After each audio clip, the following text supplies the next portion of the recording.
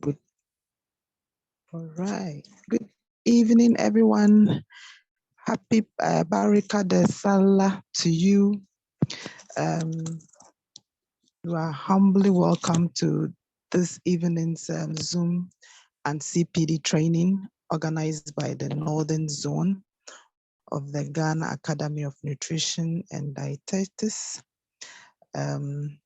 We are having our, I think about 7th edition of this year's CPD trainings. My name is Felicia Danso. I am your host for the evening. And today we are very privileged to have one of our own in here with us. She is going to handle the topic management of severe acute malnutrition or at the sub-district and facility levels. So before we start, I would like us to, we are not many, so just briefly introduce yourself. I'll do that. We are just about 18. Or just type in the chat box, that's better. Just type in the chat box where you are connecting us from, where you are connecting from, so we would know the areas that our people are. So before we continue, as we are typing in, I would want to get a volunteer. I can see Angela is online.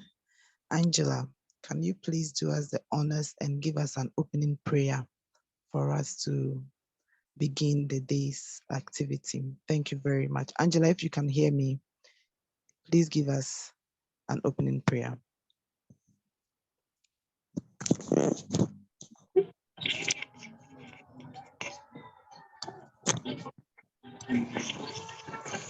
We start our program in the name of the Father, Son, and Holy Spirit. Father, Lord, we thank you so much for this day. We commit our facilitator into your hands. We ask, oh Lord, that you guide us through this discussion. Grant us wisdom as we share, that at the end of the day, we'll be able to put to practice for the good of your people. Amen.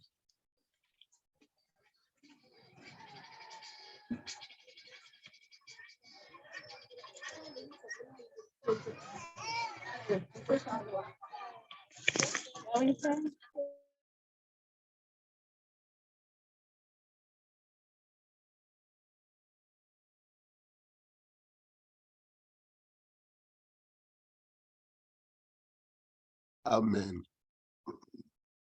Felicia, would you want to unmute yourself?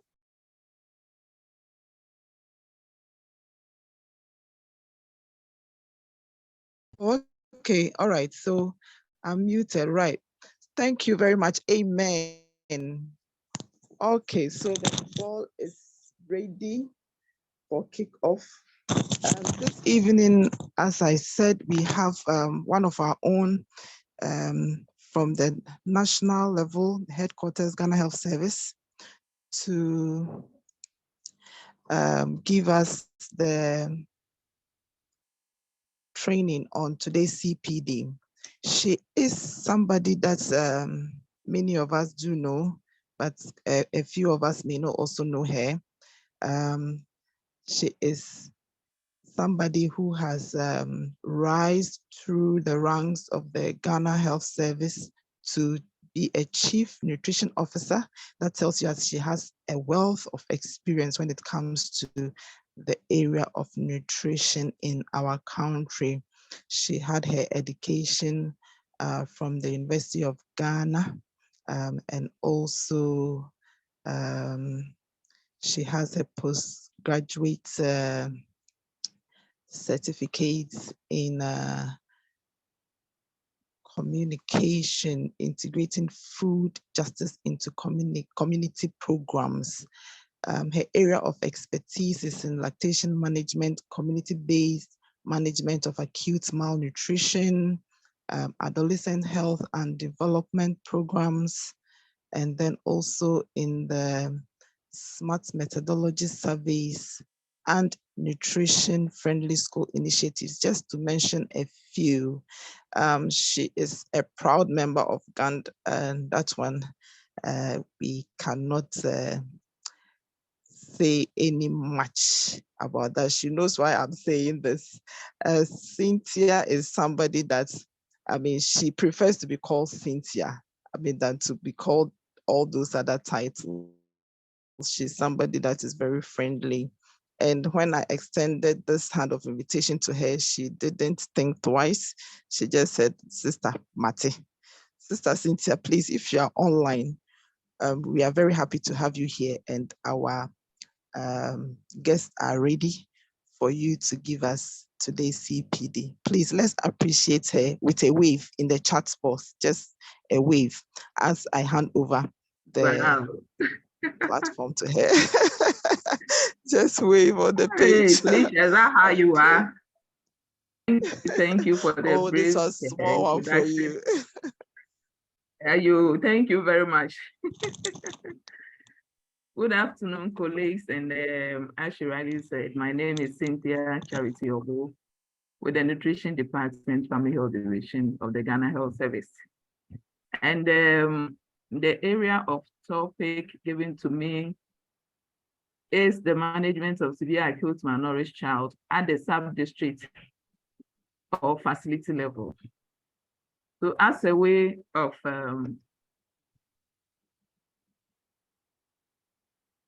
my presentation outline, we'll be looking at actually what the aim of nutrition counseling is, a brief background, some innovations making the community-based management of acute malnutrition program possible, the components of the program, and then within the components, I will now zoom to the outpatient care of a SAM child. So what is the aim of nutrition counseling? First and foremost, the aim is to prevent occurrence of undernutrition or overnutrition. So here what we mean is we are always seeking to prevent malnutrition rather than looking out to addressing malnutrition. When it comes to addressing malnutrition during your clinics, then the second aim comes in. This is where you refer the cases or suspected malnourished cases to identify specialized clinic for management or correction. And that is what we are going to do today, looking at the second aim. So by way of a brief background, we would like to know what we mean by malnutrition, which in simple terms is an imbalance in the nutritional status of an individual. And we are looking at the undernutrition and overnutrition. And for the sake of this discussion, we are going to look at undernutrition. What are the forms? We have acute malnutrition, which is caused by decrease in food consumption and or illness resulting in bilateral protein edema or wasting. We also have the chronic malnutrition, which is a prolonged or repeated episode of the undernutrition. And then we have the underweight, which is a composite of the acute and then the chronic. And we are also not leaving out the micronutrient deficiencies, which results from reduced micronutrients intake and or absorption. And all these forms can be categorized as a moderate or severe, and it can appear in isolation or in combination in the population or a child. So some global information. In 2021, we have a joint report from UNICEF, WHO, and then World Bank. And stunting was around 149 million, wasting 45 million, and then overweight 39 million. And the number of stunting declined in all regions except Africa. And more than half of all children affected by wasting were living in South Asia. So I would say that this time around, it's not Africa, it's Southern Asia. And Asia as a whole was having more than 3/4 of all children suffering from severe wasting. So even though Africa was not in the picture, when we try to zoom it, we'll see what is happening in Africa, and then the sub-Saharan Africa, where Ghana is found. Looking at the 2017 figures, wasting was 50.5 million, and comparing this with the 2021 report, there was a 5.1% decrease, which is good for us. Now let's zoom to the national trend. And fortunately, we have the 2022 Demographic and Health Survey. And as a country, we are doing well when it comes to stunting, reducing by a 1.3 percentage points. But we are not doing so much well in the trends for underweight, because we have seen an increase. And this increase is due to the trends we are seeing in wasting. As a country, we have moved from 4.7 to 6%. And 7 regions are having their prevalence than the national average. And those of us online, if you are coming from any of these regions, you should be worried. Upper West, Northeast, Northern, Oti, Volta, Ashanti, Central. Ashanti wasn't in the picture in most of the time, but this time around they are part. So it's now a worry. If wasting, trends in wasting, specifically the 2022 report is telling us that we have increase in the prevalence, then it means we have a case in hand. So what is community-based acute malnutrition? It is an approach to treat acute malnutrition. And it is the public health approach where as many as we manage, as compared to the facility-based or settings. And it aims to bring treatment close to people, where people are living, making it less costly, and also making sure that the clinics are run weekly or bi-weekly. All this we are doing to prevent overcrowding, cross-infection, and staff overload, which normally is associated with the 24-hour facility settings.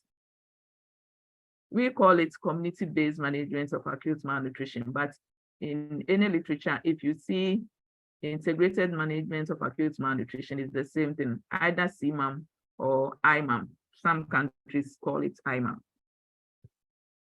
It revolves around 4 principles. The first one being maximum access and then coverage, timeliness, appropriate medical and then nutrition or dietary care, and then care for as long as needed. I will explain all this, but I just want to stress that following this ensure maximum public health impact, because we are moving from just managing an individual to looking at a population, and then the children are getting treatments early, and then they are kept in the care plan for as long as they need until they are cured. So when we say maximum access and coverage, what do we mean? And I will use my former district as an example. This Green Cross was the only rehabilitation center that we had in the district. So any minority, we have to refer to the Biakwa Rehabilitation Center. When CMAM came on board, we had this several outpatient care sites, the yellow spots, and the red cross or the orange cross was the district hospital where we had the inpatient site. And I must be quick to say that the public health unit of the hospital also served as an outpatient care site. So we had a lot of these sites serving the population. So in terms of getting a place to access wasn't an issue. You don't have to take too many cars or transportation to come for services and all that. When it comes to timeliness, we are looking at early presentation against late.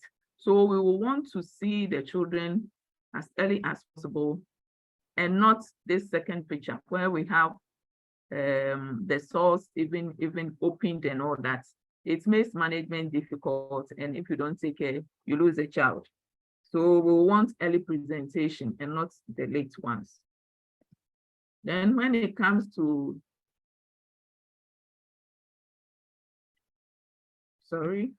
when it comes to appropriate care, we want to know where to place who. We have the children, but are they supposed to be at the supplementary feeding site or outpatient care sites or inpatient care sites?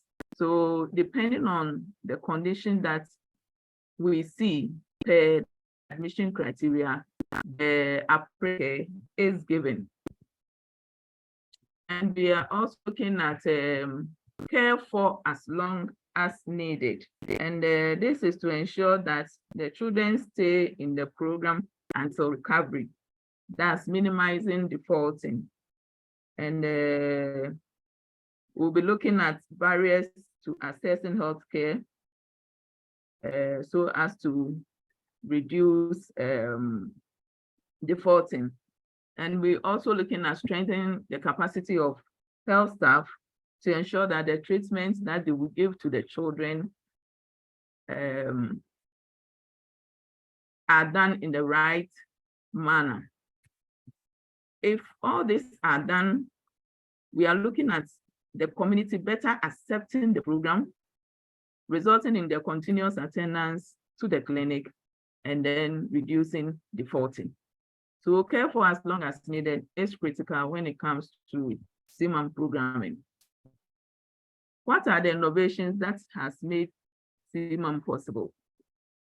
We are looking at the classification, what we are using to assess, and then the commodities.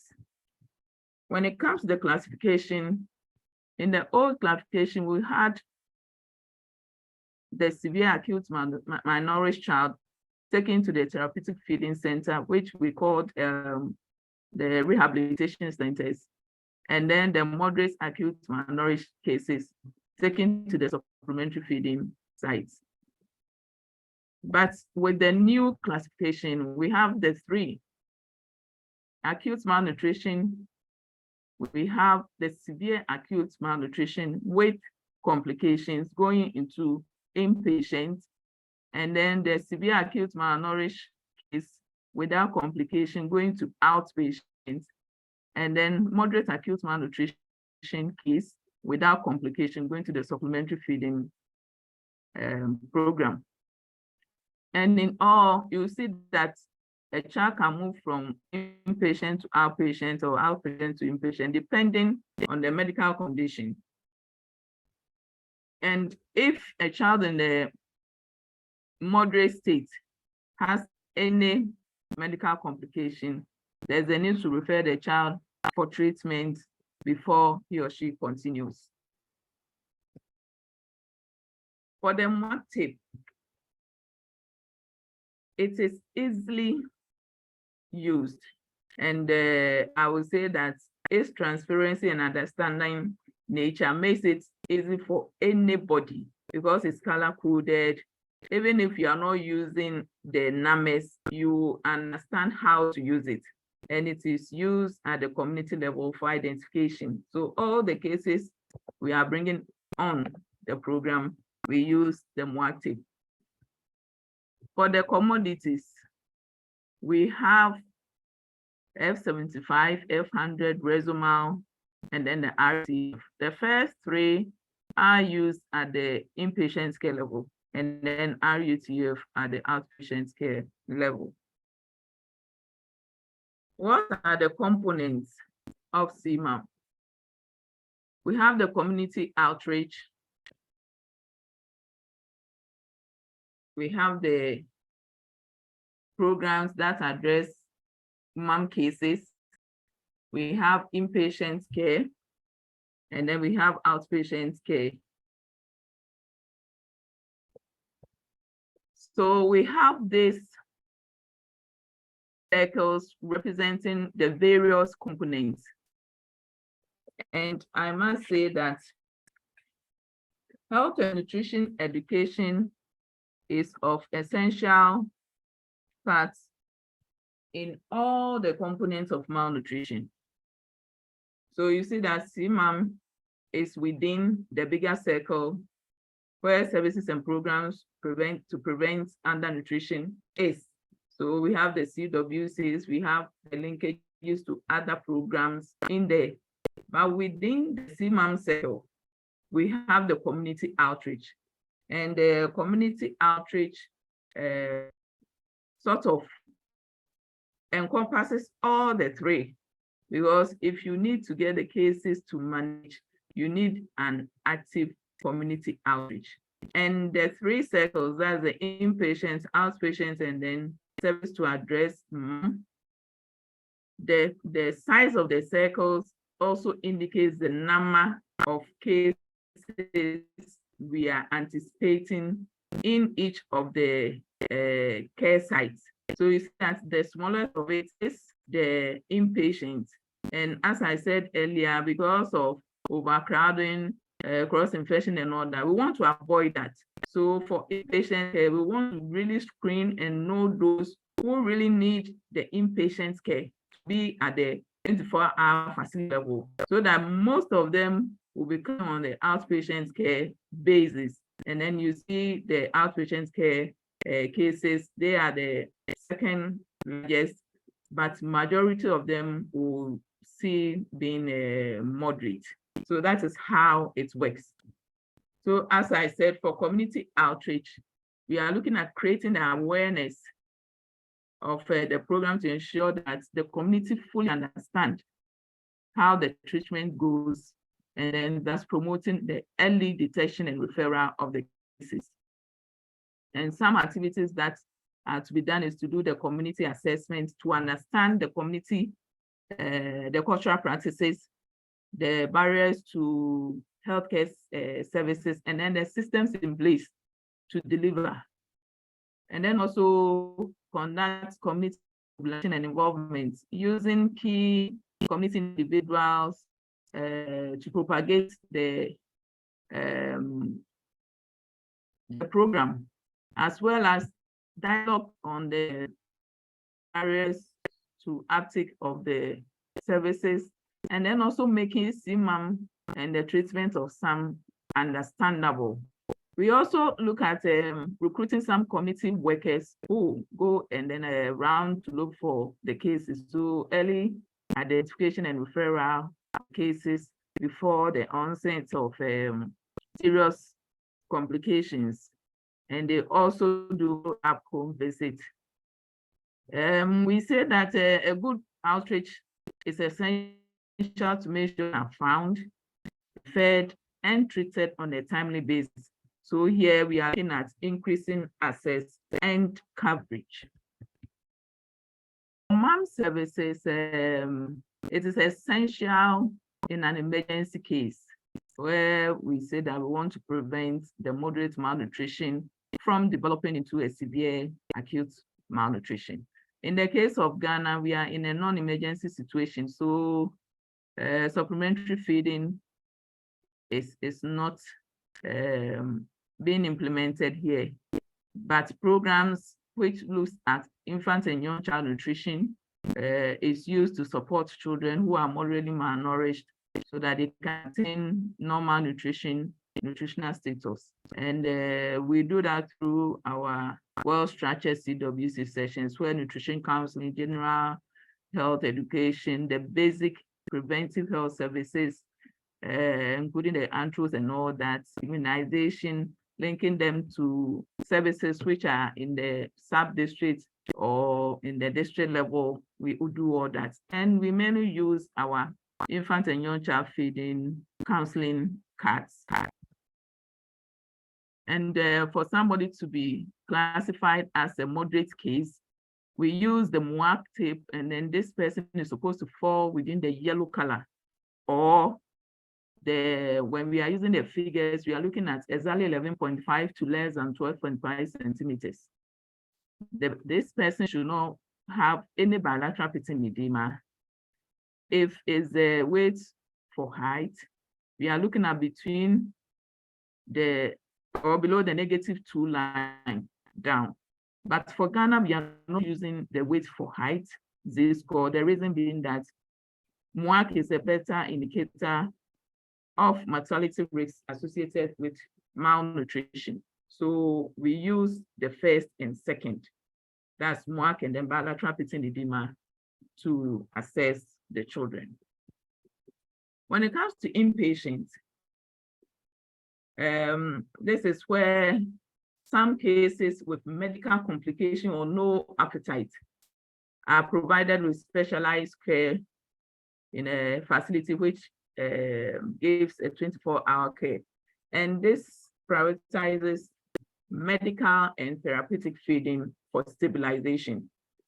And it follows the medical treatments using the WHO 10 steps to the treatment of SAM and or national protocols. So depending on which one is good for management, it is used.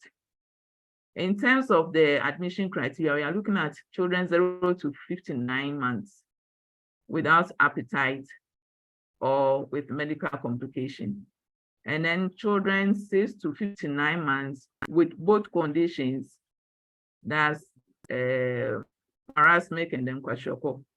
So, and then children who have been referred from outpatient care following the action protocol, we'll talk about that. Because when the children are in the program, we still monitor to see whether some medical complications will suffice. Then we will have to quickly push them to inpatient for stabilization. For the discharge, we are looking at infants returning to outpatient care after completing, after the complications are resolved, edema reduced or resolved, and then appetite back, and then the child is feeding well. Here, we need a very good referral system because one child can go to inpatients, come to outpatients, come to inpatients. So the referral system needs to be very, very good so that we don't lose the children. Then we look at outpatient care. And the outpatient care provides home-based treatment and rehabilitation for severely malnourished children 0 to 59 months who are nutritionally vulnerable, have appetite, and no medical complication. I know by now somebody will say, is it 0 or 6? Yes, it's 0 months. It prioritizes the coverage and then access. To just narrow it down, this occurs mostly at the sub-district level, specifically health center, chief zones, outreach sites. I said earlier on that in the hospital setting, most of the time, the public health units serve as the outpatient care site. But because most of the cases are referred to the hospital, they will want to go back to their communities. So most of the time, you see that the hospital public health unit may not be getting too much cases because most of them will move to their facilities, their communities. So let's look at the under 6 months old, how they are managed at the outpatient care site. So these children, we are not calling them Sam, we are not calling them Mom. We are saying they are nutritionally vulnerable infants. And for the admission criteria, they shouldn't have any of the bilateral epidemas. And using our charts in the maternal and child health record book, wait for age, if it's less than -2 Z-score, or wait for length less than -2 Z-score, or you can see visible signs of wasting. And this child is clinically well and alert. This child is good to go to the outpatient care site. I did not mention MWAC. The reason being that there's lack of data on its reliability, using it in practice, and then it's not a predictive value for that. So more data is being generated for evidence.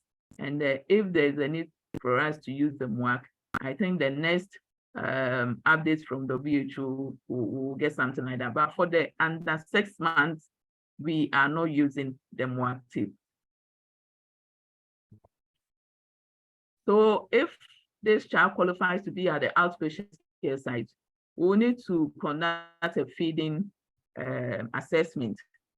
And we use the breastfeeding observation job aid, which looks at breastfeeding going on well, signs of breastfeeding going on well, and then signs of possible difficulties.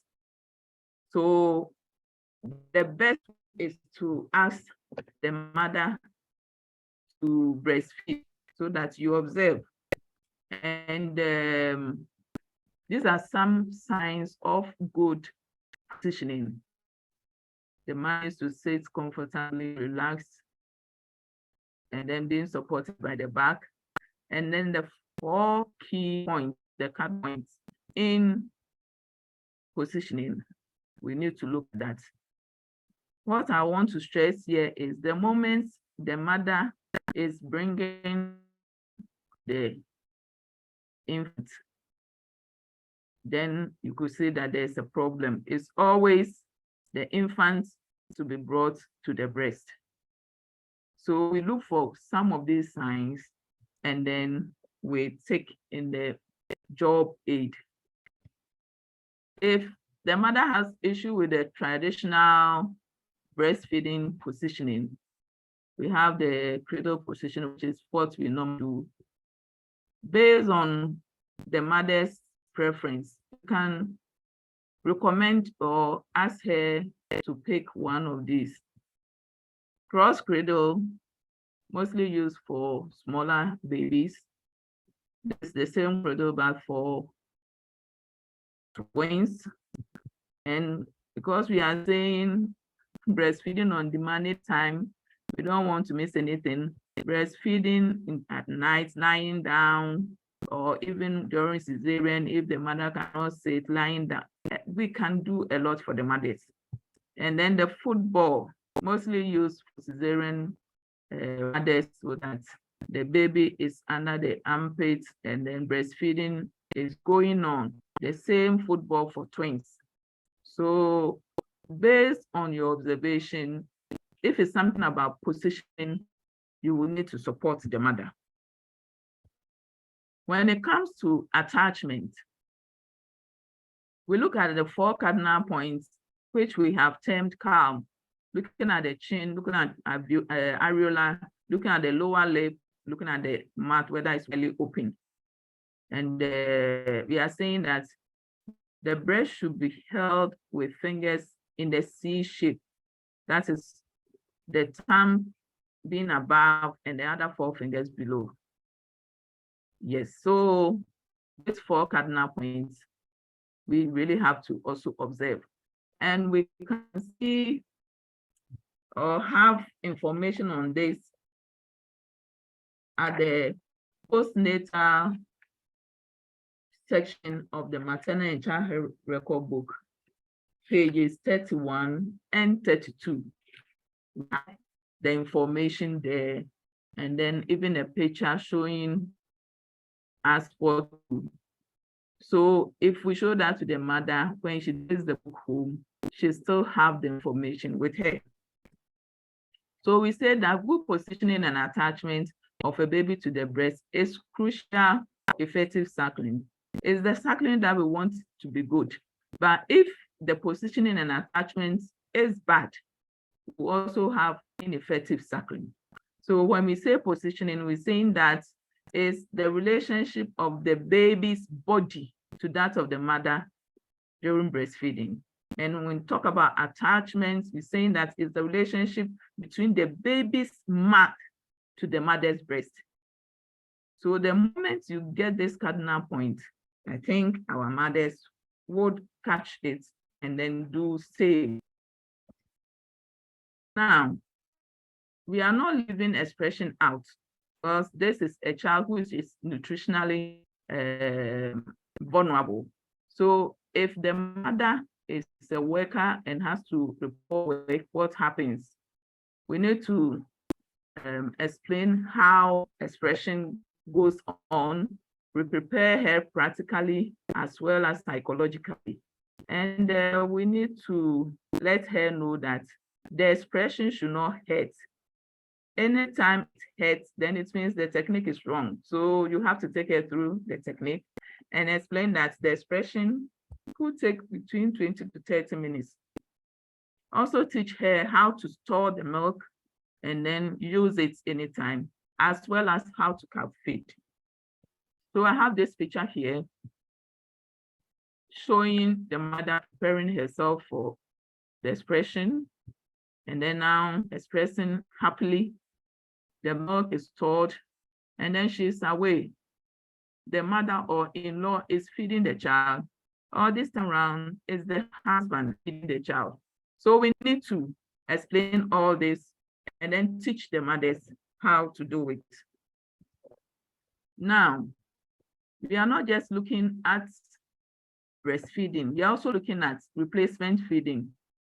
The reason being that was the last week, a colleague of mine at the NACP department made mention that now children who were six weeks negative for PCR are now testing positive at 18 months.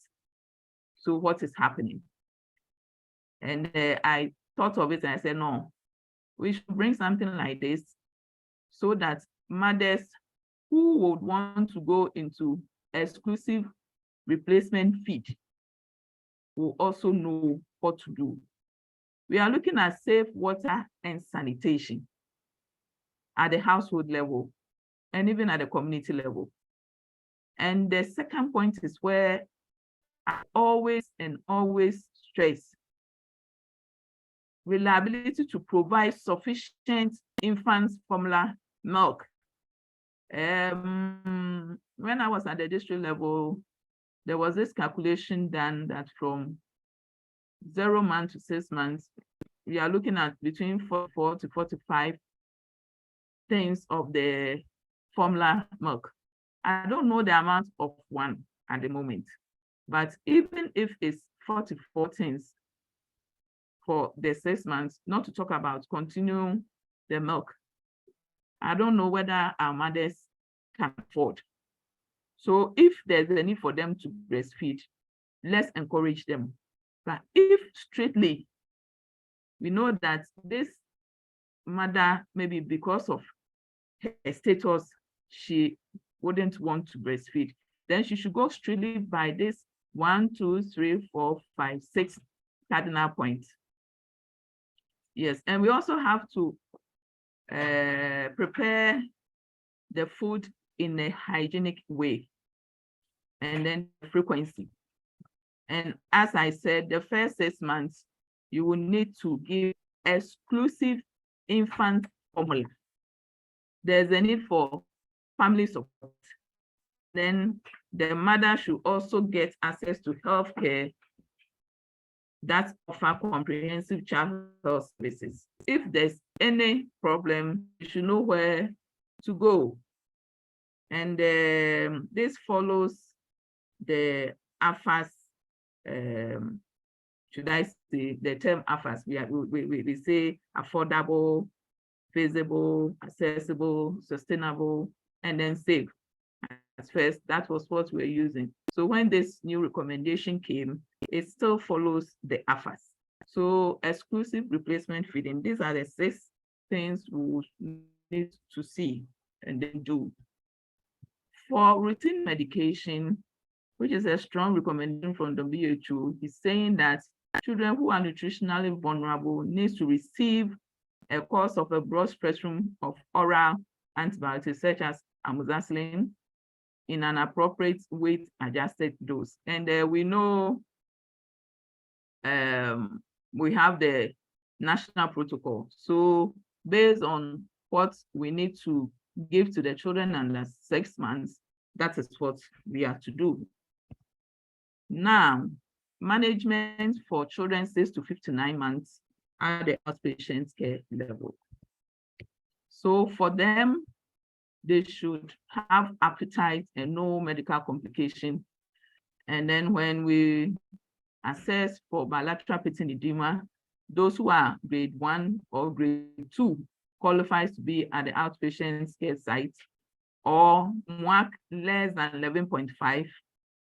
And both of these should have appetite, they should be clinically well and alert. And for the indicators, we are looking at the MWAC, which is less than 11.5. And if you are using the color code, it's red. And then for bilateral pitting edema, it's +1 or +2. Weight for height is less than the -3. But as I said, we are not using that because the MWAC is a sensitive tool and a better indicator. So this is an example of a community health nurse taking the MWAC measurements with a child who is calm. Now, the second step is taking a decision. And we are doing that using a 2-step approach. The first one is the appetite test. And here we are doing that. And then it's done on admission as well as every follow-on visit. So anytime you meet a child at the OPC site, appetite test will be done. And how do we interpret it? So for essentials, we are looking at the venue. The venue needs to be quiet and then separate because children are inquisitive. The little noise they hear, then they want to look at what is happening. And then the caregiver should be given an explanation about the test, the purpose, and the procedure. And then the hygiene, washing of hands, the mother feeding the child itself, and then the use of safe water, because the RETF is a little sticky. There's a need to be washing the throat more often. And as I said, interpreting appetite tests, there's no area in between. We don't have pass fail. It's either pass or fail. So the child taking 1/3 of the sachet has passed, and a child not able to take 1/3 has failed. So if you pass, that is good appetite, you go to outpatient. If you fail, you go to inpatient. So simplicity. So this is a corner where the appetite test is being done, and the community health nurse is giving the mother the water. So we do some examinations, and then here we are looking at the medical history as well as physical examination. And for medical history, we check for diarrhea, vomiting, and all that.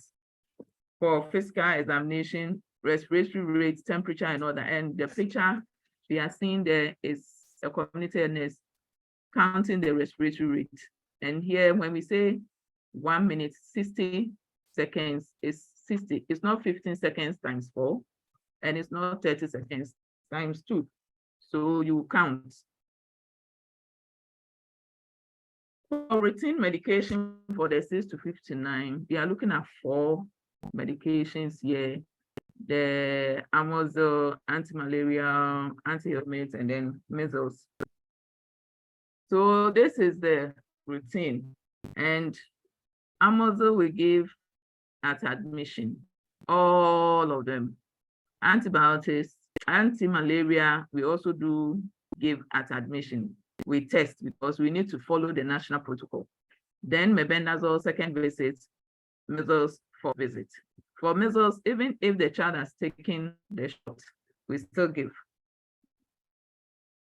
And we now come to the dietary care.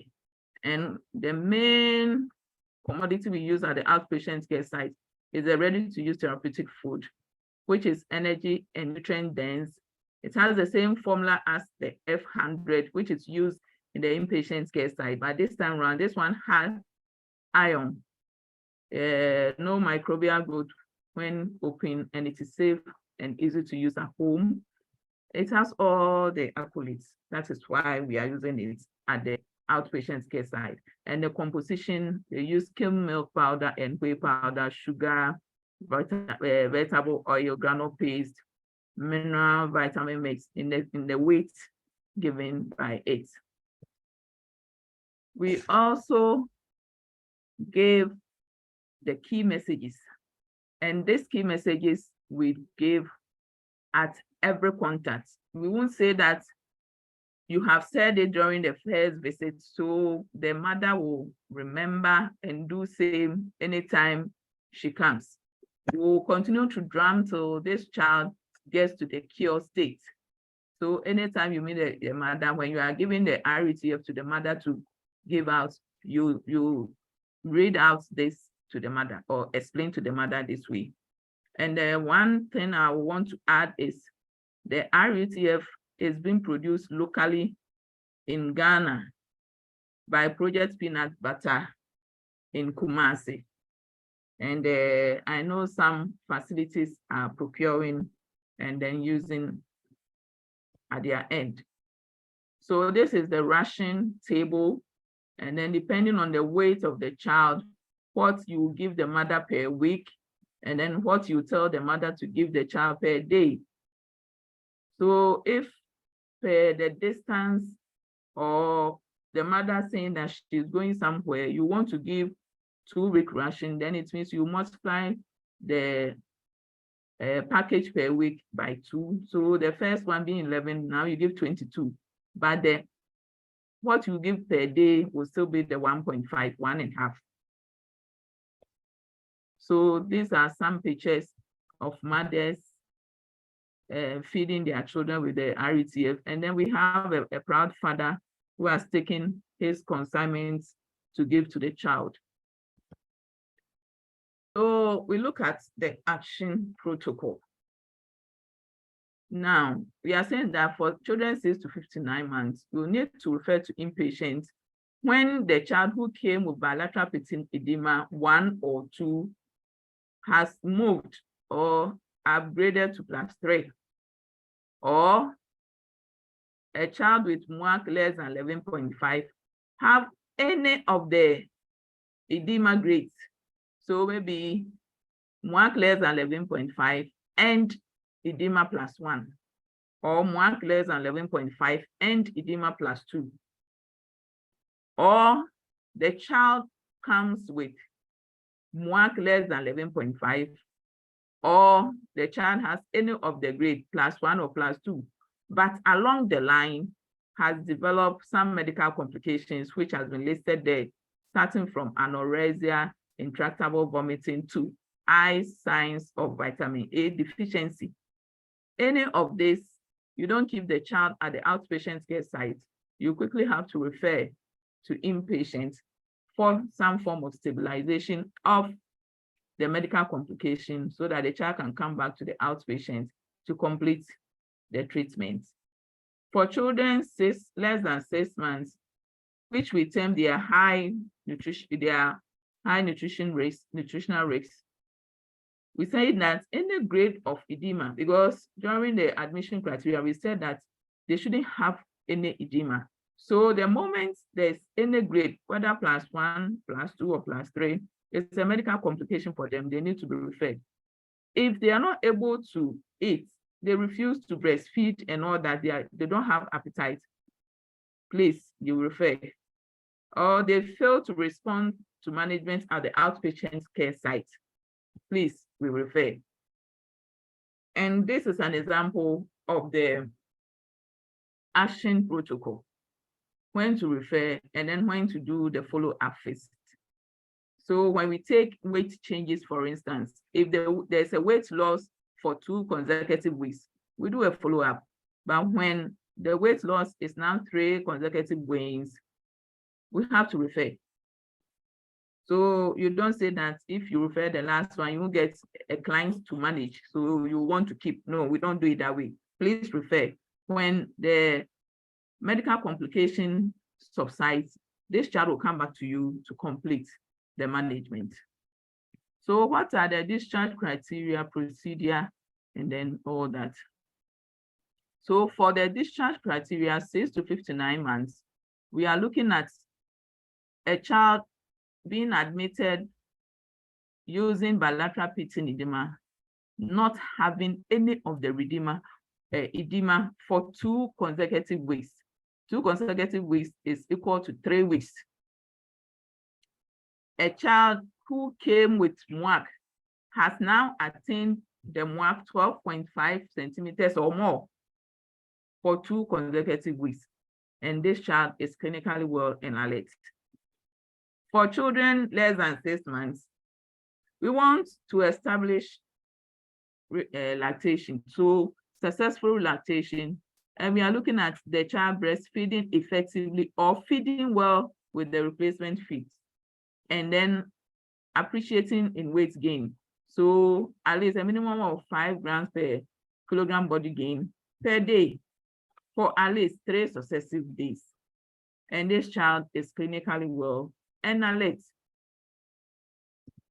So what are the categories?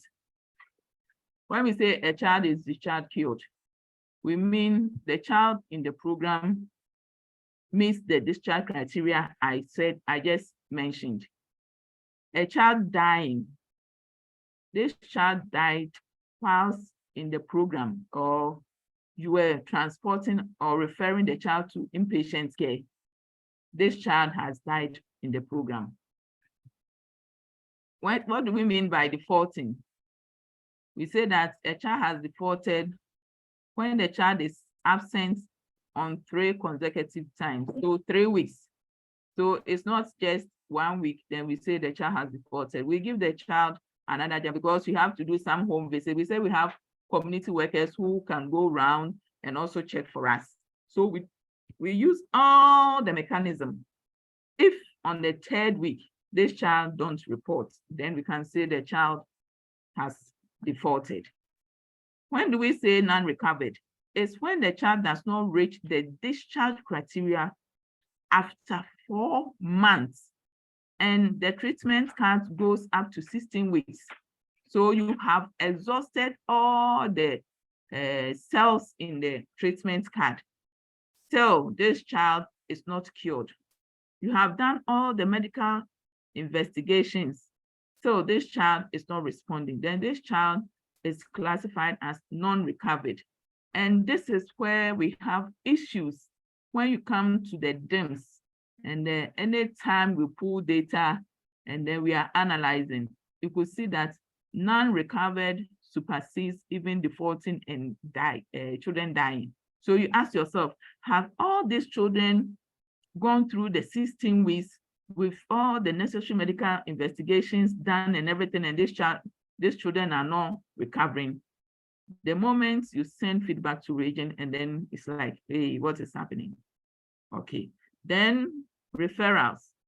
As I said, we can refer children to inpatient, to outpatient and all that. So we call it exit. They are just exiting from the facility, but they might come back. They haven't moved out of the program. They are just moving from one facility to the other. They are still within the program, and we have a way of capturing them. So what is the procedure for discharge? You say you give the mother feedback on the final outcome of the child using the discharge criteria. You counsel the mother or caregiver on good nutrition and care practices.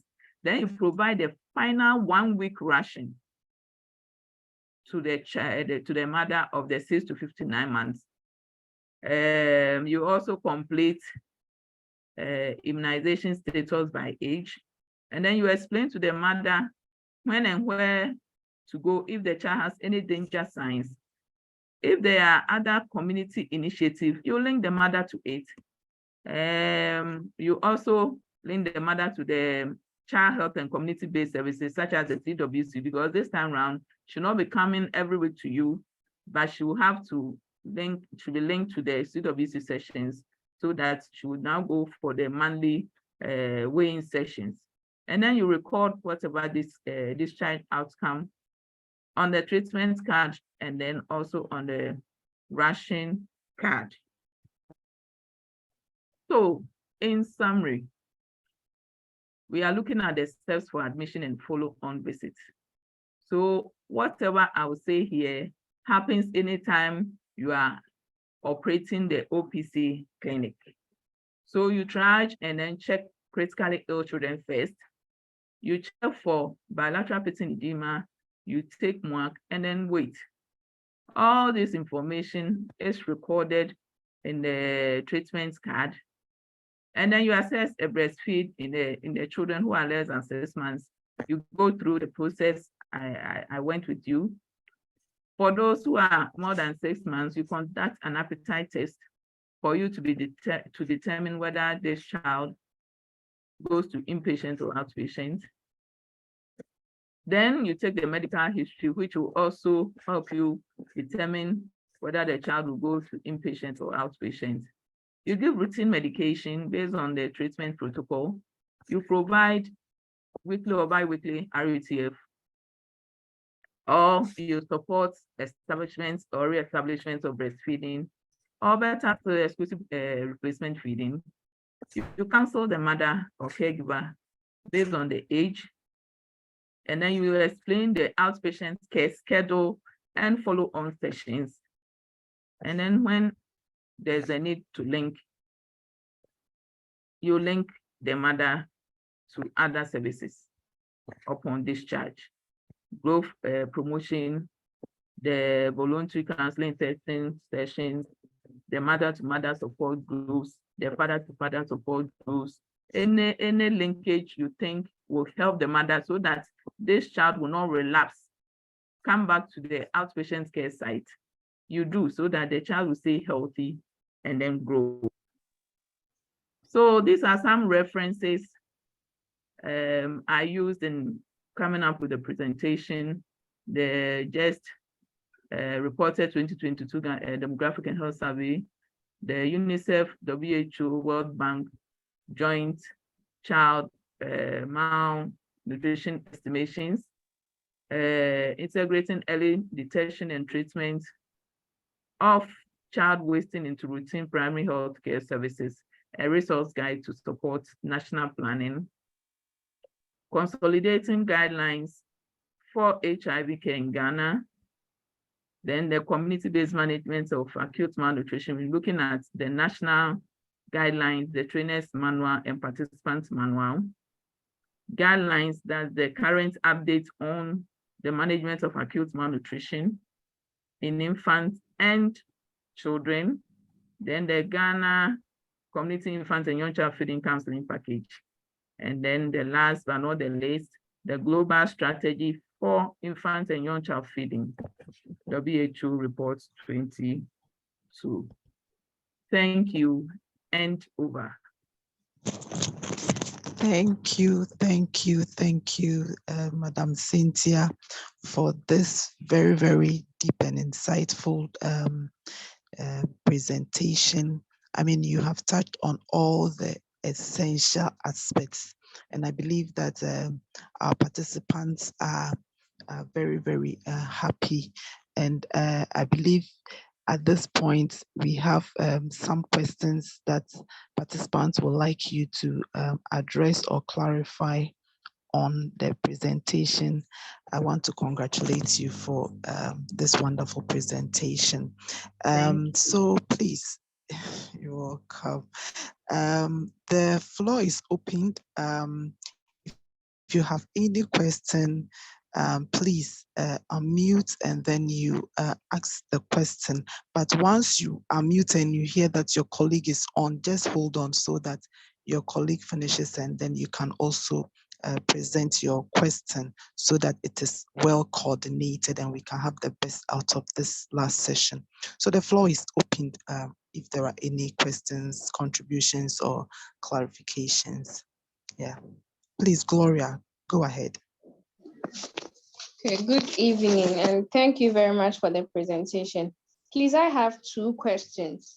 The first one is on the exclusive infant formula feeding for the under 6 months babies. There are instances where the caregiver, it's not that there is no breast milk, there is, but the production is very little, which is not enough for the baby. So when they introduce the infant formula, are we to make them stop and do the infant formula exclusive, like just that one throughout, or they introduce the family feed, or they can give that one and the little they get from the breast, they add that one too? Then my second question is regarding the appetite test. There are instances where some districts we run short of the RUTF.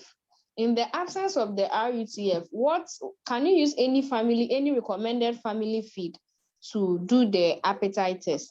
Thank you very much. Thank you. So you can lower your hand now. Prof. Paul, please, you have the floor.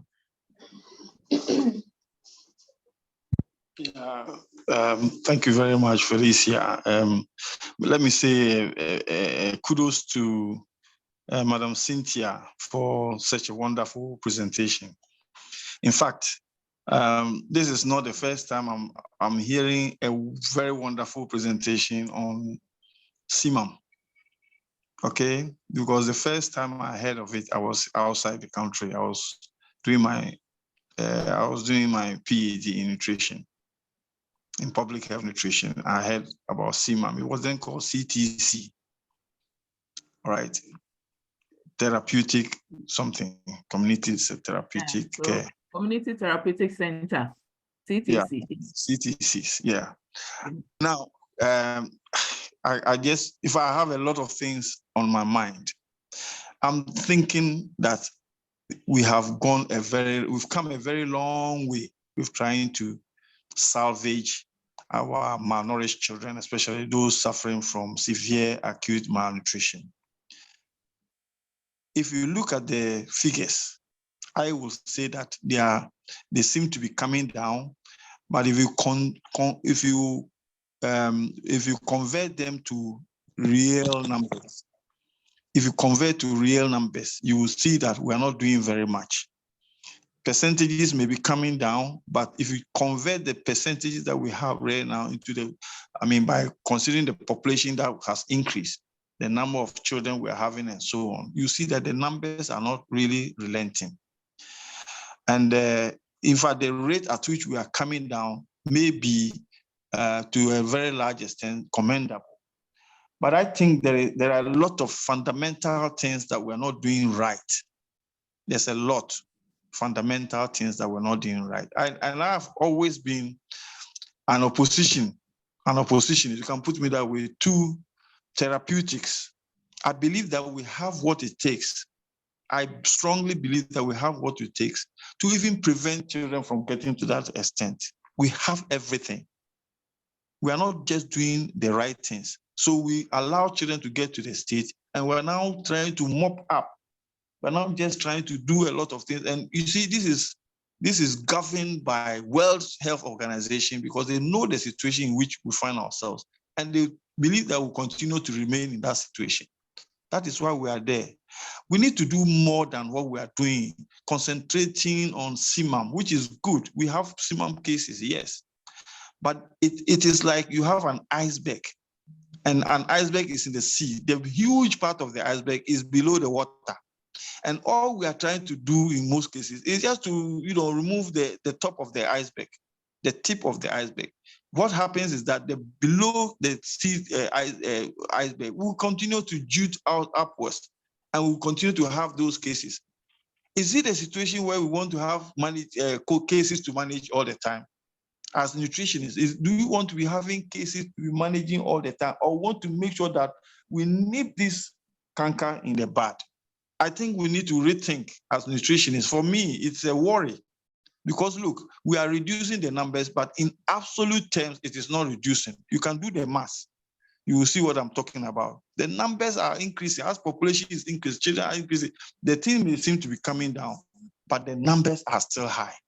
So we need to do more than what we are looking at. And I'm glad you said prevention. Okay. The first case, the first paper, slide you presented, you were hammering on, there were 2 points that we needed to do, and they were more on prevention until you jump to the cure, the therapeutics. I'm not against therapeutics, yes, but I think we need to rethink and focus more on the first 2. So I don't know whether this is a contribution. Yeah, but you can still give me some response if you have something. Yeah, thank you. Okay, all right. Thank you very much, Prof. So, Sister Cynthia, if you can respond. I can't see any hands up. So if you can respond to the first one, and if you would want to touch on Prof's concerns. Yes, thank you very much, Prof. And as you were talking, I'll just write, I agree. So I quickly brought the very first slide, which is stating the aim for nutrition counseling, where I stress that we are looking at preventing the occurrence of undernutrition, overnutrition. And we always have to seek to prevent malnutrition rather than looking out for malnourished cases. So I agree perfectly with you.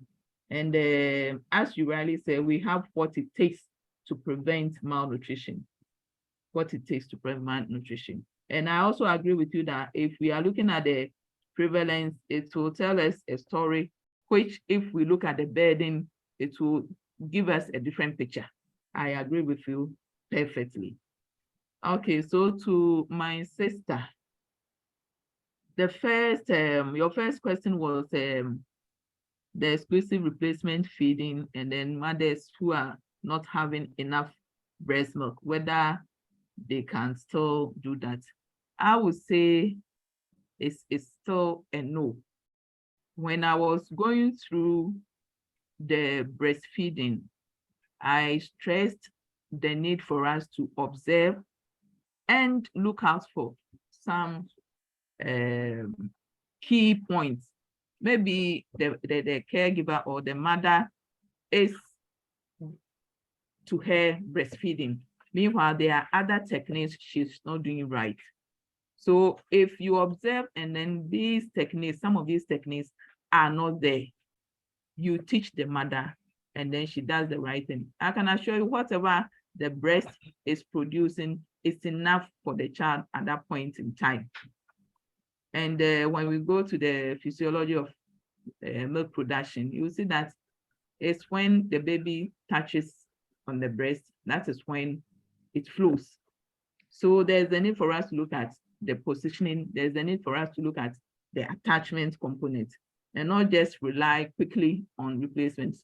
I quite remember stressing on the fact that now there are concerns about the HIV mother's children testing negative PCR at 6 weeks, but now testing positive at 18 months. It's a worry. That is why we are looking at the whole feeding in totality, but we shouldn't straight away move or jump to the replacement feeds. So that is what I would say about that.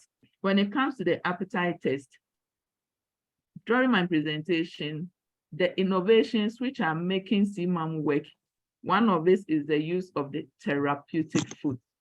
And the family food cannot be classified as therapeutic food. So if you don't have RUTF, you don't have. We are not going to replace family foods to use as therapeutic foods. No.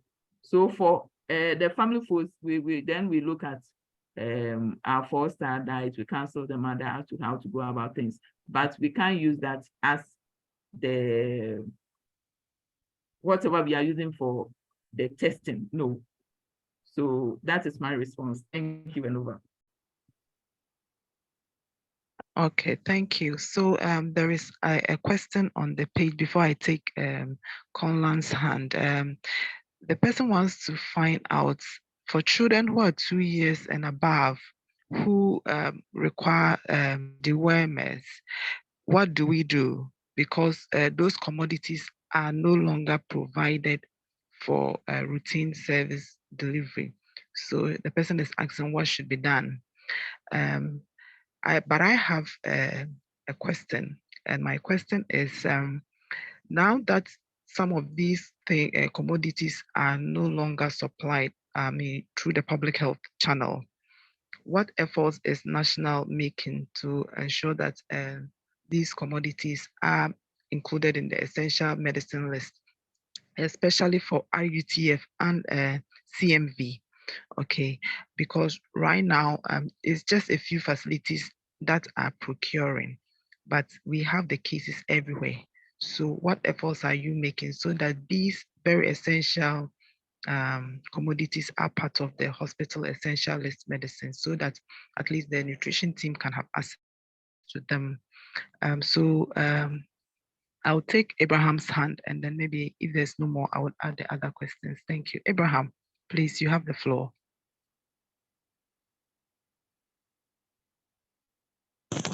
Hello, Abraham. Okay, it doesn't look like he's online. So, Cynthia, you can come in. Okay, thank you very much. So for children 2 years or more who require to be dewormed, it's unfortunate, but I would say that then the caregiver will have to procure. The request will be given to her to procure, and then we give to the child. For efforts by National in looking at getting access to the therapeutic foods on the essential medicine and drug list, I would say that discussions are ongoing. In fact, the moment we learned that the family planning commodities have been put on it, we quickly started the process. Unfortunately, the chairperson for the committee on that exercise retired, and then a new one came, and the processes. But it's something which is on our table, and to us, it is the long term. In the long term, if we're able to do that, we are good to go, because we have the local production, and if it's on the health insurance, it will help all of us. So that is what we are doing at a national level. In the short to medium term, we have partners who are about supporting us into capacity building and then procurement. But as I said, they will come and go. So in the long term, we are looking at putting it on the essential medicine and drug list, as you rightly said. But it will take some time, and I know we'll get there. So thank you, and over. Okay, thank you. So someone is asking, do we have local production? How about local production? So yes, there is local production currently ongoing in Kumasi by Project Peanut Butter. The other thing you are saying is, how long can we continue to depend on foreign RUTF? Can't we build local capacity? So there's local capacity, but my concern is it out of place, Madam Cynthia, for the service, to also look at local production, okay, at the facility levels. I mean, what are the essential things that at the facility level should be put in place so that local in-house production can also be encouraged, whilst we are looking at the purchasing from the Kumasi project. You know, the issues when it comes to procurement, you know, so that is my other concern. Then the other therapeutic feeds, the F100, F75, and Resomal, we know that for some time now, I mean, they have not been in the system, yet the cases are coming, and so facilities are struggling. So you need to look at all of that and then see how you can really push, I mean, really push, so that we can have them at the as part of those essential medicines. Okay, so we have two hands now. Sauli, Conlan, I called you, Abraham, but I wasn't hearing you. So Gabriel, you have the floor. Then maybe we'll take another two and then we can call it a day. Yeah. Hello. Okay. Hello. Yeah, please, you have the floor. Go ahead. I hear you. Thank you very much for. Please go ahead. This is Abraham. This is Abraham. Thank you very much for your wonderful. Okay, please go ahead. My concern has to do with the obese and then overweight. Hello. Yes, please, we are hearing you. Just go ahead. Okay. Do with the obese. We can hear you. Go ahead. Yeah. Actually, we were using them, having it in the template, but they have scrapped those particular parts. How are we going to track whether the person is obese or overweight? Because when you get those particular people, you need to put it there so the whole Ghana or the nation will know that these particular people are overweight or getting to obese stage. But now they have taken it off and say we should put all of them under normal. So what can we do? Or they are just considering that every point well noted. Okay. Thank you. That's all my question. Thank you, Abraham. Okay, thank you. So we take Gabriel and then Madam Cynthia would respond. Thank you. Okay, thank you very much, Madam, for the presentation. I think I really enjoyed it. During the presentation, she mentioned about father-to-father support group. I know I'm familiar with the mother-to-mother support group, but this is the first time I'm hearing about the father-to-father support group. So I just wanted to learn a bit more about it, and then also to know how effective it has been towards the management of or the CMAM program. In other words, how effective the father-to-father support group is in the CMAM program. Thank you. Thank you. So, Madam, over to you. Thank you very much, colleagues. And I'm enjoying the questions. So starting with Gabriel. Yes, with the father-to-father support group, I know it's really working up north. And if I want to be specific, the zone of influence district for advancing nutrition, USAID, they are really into that program. And I mentioned them because I was looking at linkages to other community initiative or services. If the fathers are aware of the program and then will support the mothers, it goes a long way. And we are looking at these children when they are admitted onto the program and they are discharged, they should never come as a relapse case. So if the fathers are there to support the mothers, it will help. So when they go for their meetings, CMAM as a topic can be discussed. So that is why I mentioned the father-to-father support group. It works like the mother-to-mother support group, but this time it's a man. And in one of my pictures, you saw a man coming for the ration to the son. So it's doable. For Abraham, your issue was about determining or identifying overweight and obese children using the weight for age chart. And then now we are saying they are all classified as normal. Yes, that is what we are saying. And even in the register for the classification, we don't have overweight and obese. It ends at normal. If a child's growth is jumping astronomically, moves to the +2 line, just be moving and then going to +3 and then above and above, that should tell you that maybe there's something wrong. You cannot conclude that the child is overweight or obese. What you can do is to refer the child to the nutrition officer who will use the weight for height or weight for length chart. That is a form of a BMI for the child. So that chart will now tell us whether the child is really overweight or obese as you are suspecting. But we cannot use the charts in the maternal and child health record book to conclude. So there's a third chart, which we don't have the book. That one is with the nutrition officers who can.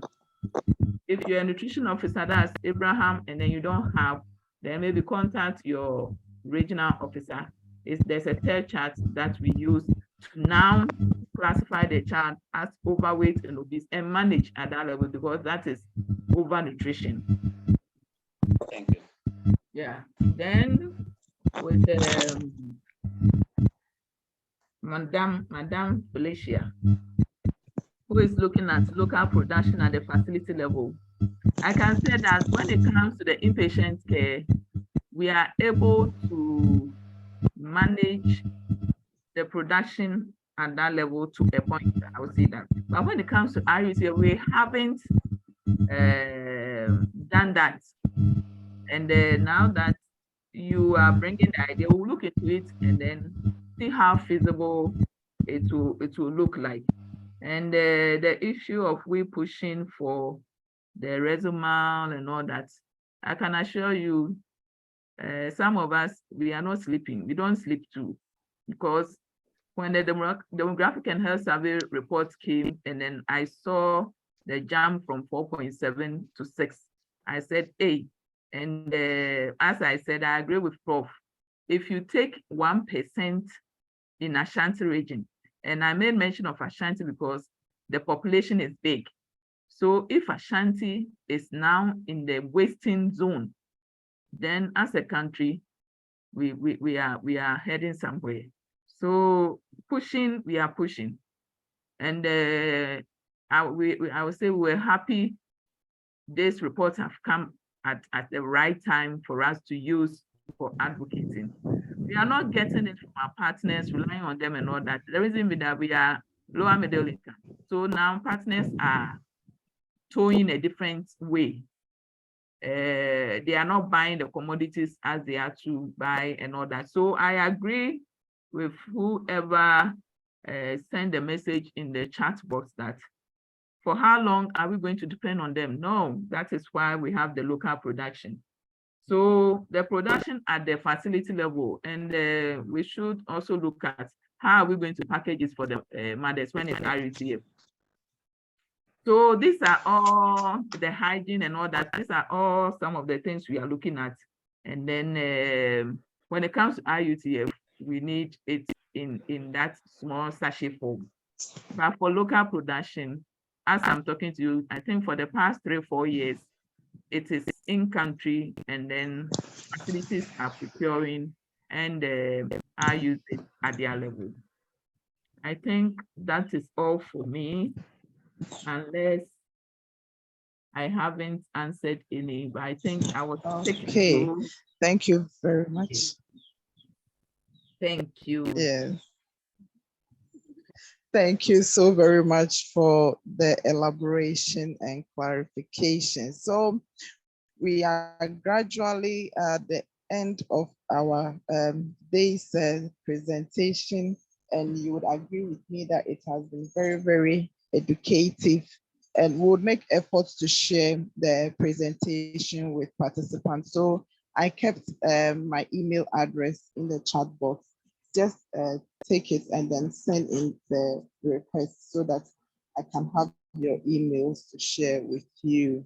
So as part of concluding remarks, we have been made to understand that for children who are less than 6 months, equally do assess for malnutrition. But for these children, we are treating them as nutritionally vulnerable. And so we are making good use of the feeding assessment forms, which will help us in assessing the practices of the mother, and then notice the areas of difficulties so that we can channel our support appropriately. Then also the issue of the exclusive replacement feeding. When I saw it, I was like, oh, this sounds interesting. So exclusive replacement feeding. And here, it is not for all mothers.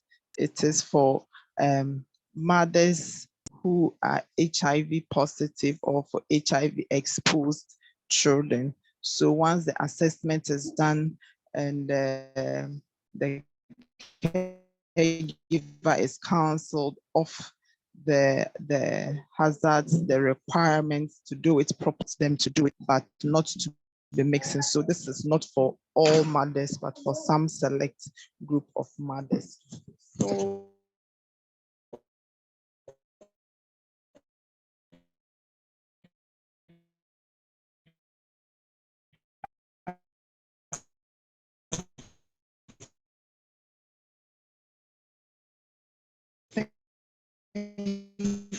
that's about all that I took notice of, that I thought I should do, just a reminder to us. So let's keep areas our hard work is yielding results. Let's continue our advocacy. Listen yourself, don't give up. There are challenges everywhere. You are very, very important, and that the work you are doing, whether others are seeing it or not, it will be reflected in the populations that you serve.